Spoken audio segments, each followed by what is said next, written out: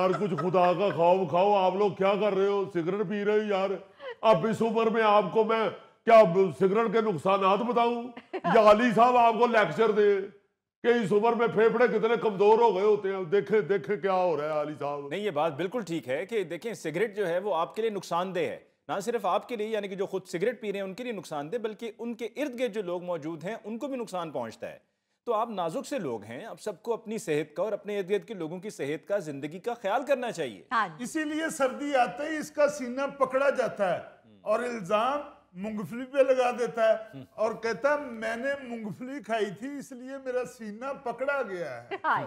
हालांकि मूंगफली से तो कुछ भी नहीं होता। हाँ। ये देखें शौकत साहब, आधा आधा किलो मूंगफली खा जाते हैं छिलड़ों समेत। अच्छा।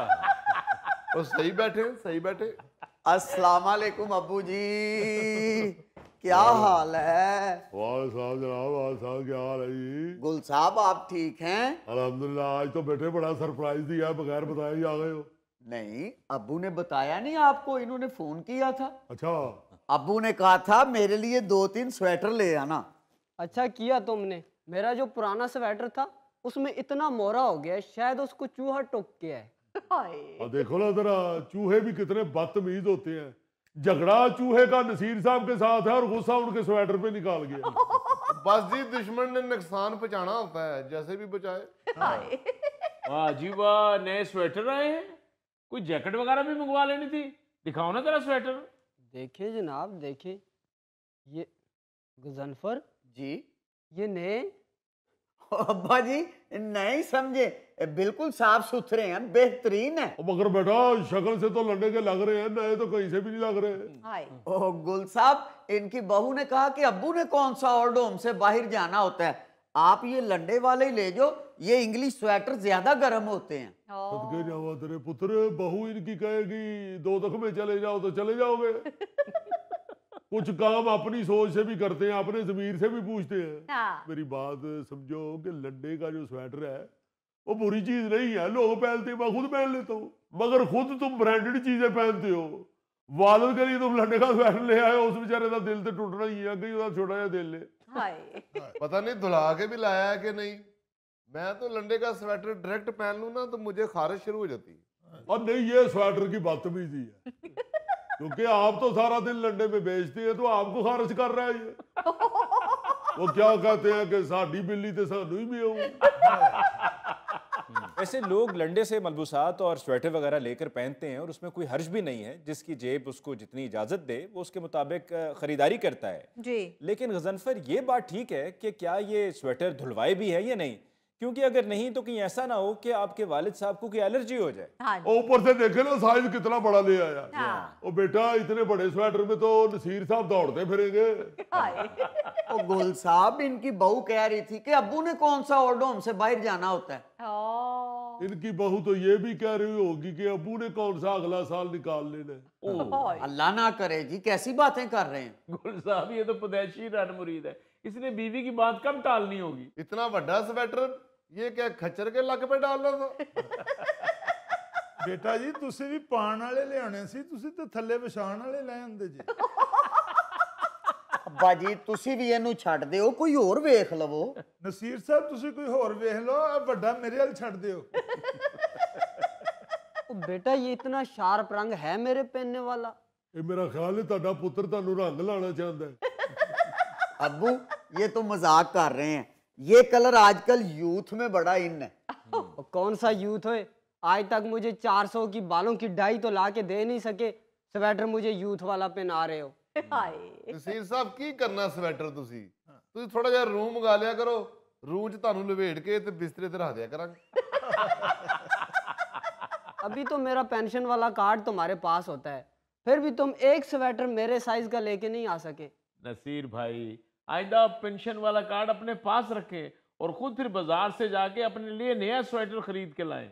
तो कोई बात नहीं यार, सारी जिंदगी इन बच्चों की खातिर मैंने खुद लंडा ही पहना है, अब भी पहन लूंगा, लेकिन मेरे साइज का तो कोई हो। हाय। ਉਹ ਨਸੀਰ ਸਾਹਿਬ ਤੁਹਾਡੇ ਸਾਈਜ਼ ਦਾ ਲੰਡੇ 'ਚ ਨਹੀਂ ਲੱਭਣਾ, ਤੁਸੀਂ ਸਲਾਈਆਂ ਤੇ ਬਣਾਓ ਸਵੈਟਰ, ਬਲਕਿ ਤੁਹਾਡਾ ਤੇ ਦੀਆ ਸਲਾਈਆਂ ਤੇ ਵੀ ਬਣ ਜਾਣਾ। एक दिन मुझे नसीर साहब खुद बता रहे थे कि 35 साल की उम्र तक मेरी साइज की पैंट बाजार से मिलती ही नहीं थी, फिर मैं लास्टिक वाली पहनता था। बुजुर्गों, आप उन्हें खामखा में ऐसे ही तंग कर रहे हैं और उनकी सेहत पर लेकर मजाक कर रहे हैं। आपको नहीं मालूम, सियाने कहते हैं कि जितना छोटा जिस्म उतनी कम बीमारियां। हाँ, मगर बच्चों को भी चाहिए ना कि थोड़ा जिहा जिसम है ਉਹਨੂੰ ਢੱਕਣ ਦਾ ਤੇ ਬੰਦੋਬਸਤ ਕਰਨ। ਹਾਏ ਸਰਦੀਆਂ ਦੀ ਵਿਚਾਰਿਆਂ ਨੂੰ ਸਵੈਟਰ ਨਹੀਂ ਮਿਲਦਾ, ਹਾਂ ਗਰਮੀਆਂ ਸਾਰੀਆਂ ਸ਼ਰਟ ਲਾ ਕੇ ਸਲਮਾਨ ਖਾਨ ਅੰਦਰ ਫਿਰਨ ਦੇ ਹੁੰਦੇ ਨੇ। मैंने तो कई दफा रिक्वेस्ट किया नसीर साहब शर्ट उतार के बाहर ना जाया करें, कहीं चील चपटा मार के ही ना ले जाए। नहीं गुल साहब, इस बात का फिक्र ना किया करें आप। चील जो है वो खाती है मांस, तो मांस तो नसीर साहब पे है ही नहीं। बात ये है अली मुमताज साहब, हमको उनका मजाक नहीं उड़ा रहे, ना ही उनको तंग कर रहे हैं, हम तो इनके बेटे को एहसास दिला रहे हैं। गुल साहब, अगर एहसास होता उसे तो बाप आज ओल्ड होम में तो ना होता। ओ भाई, मुझे किसी ने नहीं भेजा ओल्ड होम, मैं खुद आया हूँ यहाँ। मेरी बहू की ये जरूरत है कि मुझे यहाँ पे भेजे? मैं टांगे ना तोड़ दूं इसकी। ओहो, ब्लड प्रेशर हाई हो गया। ओ बेटे, जल्दी से एक चम्मच पानी लेके आओ। घर की रजिस्ट्री आज भी मेरे नाम पे है। ओ, इसीलिए फिर बच्चा स्वेटर ले आया है। एक हम हैं कि जिन्होंने अपने बाजू काट के अपने बच्चों को दे दिए, रजिस्ट्रियां उनके नाम कर दी, मकान उनके नाम कर दिए, और आज ओल्ड होम में बैठे हुए। हाय इस मामले में मैं लकी हूँ, सारी जिंदगी मैं भी किराए पे रहा हूँ और मेरे बच्चे भी किराए पे ही खज्जल हो रहे। तो ओल्ड होम में इसलिए आ गए हो कि किराया ना देना पड़े? और नहीं शौकत भाई, मुझे घर में लूडो ही नहीं खेलने देते थे। क्या मतलब? वो बहू मेरी कहती थी कि आपका बाप तो सारा दिन सेन में बैठ के लूडो खेलते रहता है, तो बेटे मेरे मुंह बनाते थे। हाय मैंने फिर लूडो उठाई और मैं यहाँ आ गया। अब मैं 24 घंटे खेलता हूँ इधर लूडो। लूडो खेलते हुए फोटो बना बना के अपने बच्चों को भेजता हूँ। हाय अरे वाह, इसका मतलब है आपकी फैमिली में आजकल लूडो वार चल रही है। दरअसल ये बात ठीक है कि जब हमारे बुजुर्ग बड़े उम्र के उस हिस्से में पहुंच जाते हैं कि जहां पर वो दूसरों पर इन्हिसार कर रहे होते हैं, तो वहां पर उनके हर काम में कोई ना कोई नुक्ता निकाल कर एतराज किया जाता है। जी। जिस तरह अभी ये बता रहे हैं कि जी उनको लूडो पर एतराज है, कोई कहता है जी फलां हमारे बुजुर्ग बैठ के हर वक्त टीवी देखते रहते हैं, कोई कहता है खाते बहुत ज्यादा हैं, कुछ कहते हैं कि जी बैठे रहते हैं हर वक्त। हाँ तरह जी। तरह के एतराजात जो कि पहले नहीं होते थे, लेकिन उम्र के उस हिस्से में पहुंच के बजाय इसके कि उनका ज्यादा ख्याल किया जाए, उनका एहतराम किया जाए, और ये वक्त है कि जब उनको जो है वो सब देना है जो वो आपको देते रहे हैं, उन पर नुक्ताचीनी होती रहती है। बिल्कुल वो जी ऐसे ऐसे बेहुदा और अजीबो गरीब एतराजात करते हैं बच्चे कि शर्मिंदगी होती है बताते हुए भी। अब मेरी बहू को क्या एतराज था? जी अली मुमताज साहब, मैं रात को सोने से पहले अपने दांतों का बीड़ उतार के तो पानी वाले गिलास में भिगो देता था। अच्छा तो मेरे बेटे को कहना शुरू हो गई बहू मेरी कि मुझे डर लगता रहता है अब्बा जी का दांतों का बीड़ कहीं गिलास में बातें करनी ना शुरू कर दे। अच्छा बेटा मेरा बहू का नाम नहीं ले रहा, बच्चों पे डाल रहा है, बच्चों पे। कहता अब्बा जी आप बीड़ उतार के तो गिलास में भिगोते हैं तो बच्चे डरते हैं। वो सारा दिन यही कहते रहते हैं कि हमें लगता है कि दांत बातें करनी शुरू हो जाएंगे। और मैंने कहा बेटा बीड़ उतार के भिगोना होता है, अब पूरा मुंह उतार के तो मैं पानी में भिगोने से रहा। यार मेरी बहू ने तो मुझे डायरेक्ट ही कह दिया था, अब्बा जी आप सोते हुए खराटे ऐसे लेते हैं जैसे डीजल गाड़ी स्टार्ट हुई है। नहीं, इस मामले में तो बच्ची सच्ची है, क्योंकि आपके खराटे सुन के तो मैं कई दफा पीछे जनरेटर बंद करने चला जाता हूँ।